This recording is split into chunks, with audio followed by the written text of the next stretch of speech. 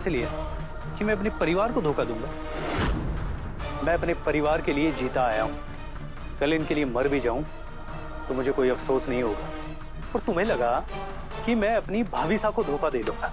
तुम्हारी जैसी औरत के लिए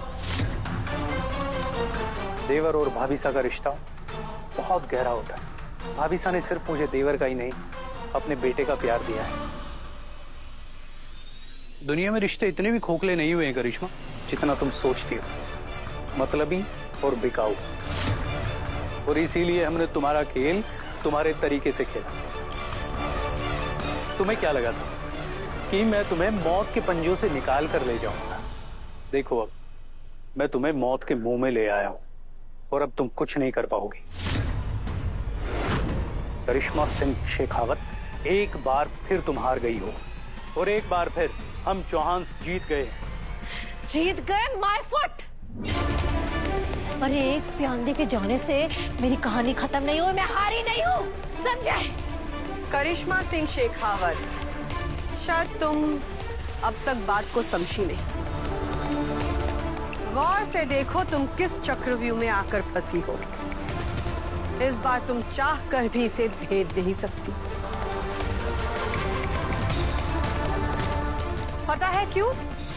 क्योंकि तुम जिन लोगों को अपने साथ हथियार बनाकर लाई थी वो तुम्हारे खरीदे हुए लोग थे। लेकिन आज जो लोग हमारी रक्षा कवच बनकर खड़े हैं वो हमारी कमाई है।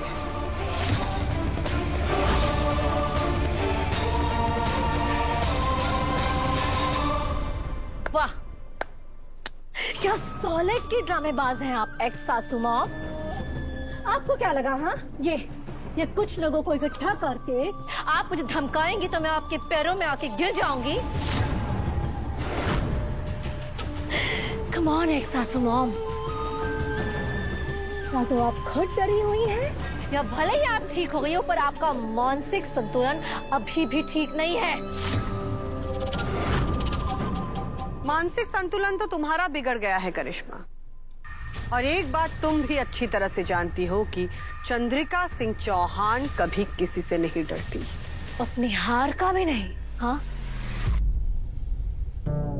मैंने इसे पहले ही आगाह कर दिया था कि घायल शेरनी ज्यादा खतरनाक हुए है, लेकिन इसने ना माना। अब भुगत। अब तो मुझे पक्का यकीन हो गया है कि आपका दिमागी संतुलन सच में ठीक नहीं है। वरना 23 घंटे पहले किया हुआ दावा आप ऐसे भूलती नहीं। क्या कहा था आपने? हाँ, कि 24 घंटों में आप सब कुछ मुझसे हासिल कर लेंगी।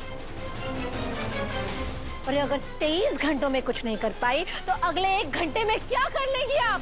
तुम्हें घुटनों पे लाने के लिए हमें 1 घंटा भी नहीं चाहिए।